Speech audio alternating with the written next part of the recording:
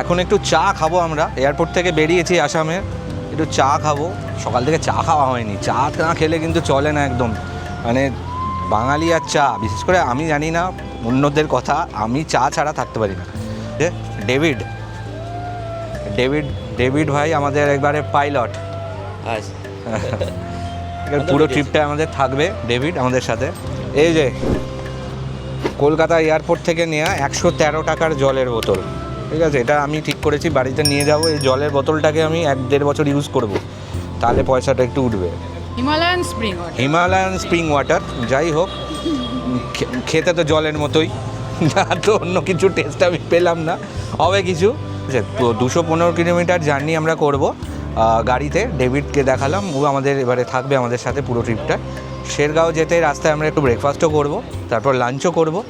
আর মোটামুটি 6 ঘন্টার কাছাকাছি তো লাগবেই, 6-6.5 ঘন্টার তো লাগবে সব কিছু মিলিয়ে।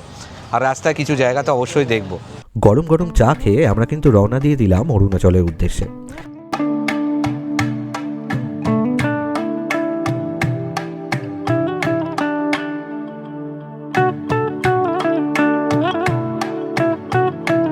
আচ্ছা, আমরা এখন ব্রহ্মপুত্রের ওপর দিয়ে ক্রস করে এলাম।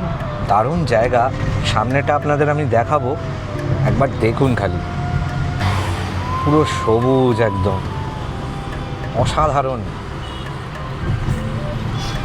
এই জায়গাটার নাম কি? এগিয়ে এসে এই ফাস্ট্যাগের রিচার্জের এখানে দাঁড়িয়েছি, তো এখানে যে দাদা ছিল তাকে জিজ্ঞাসা করলাম জায়গাটার নাম কি।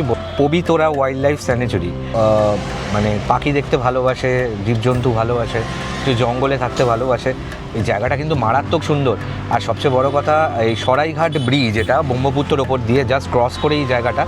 বর্ষাকালে বলছে ব্রহ্মপুত্র জলটা নাকি মানে যখন খুব বৃষ্টি হয় একটু একটু জল রাস্তায় চলে আসে, আর পুরো গ্রিনিশ এরিয়া।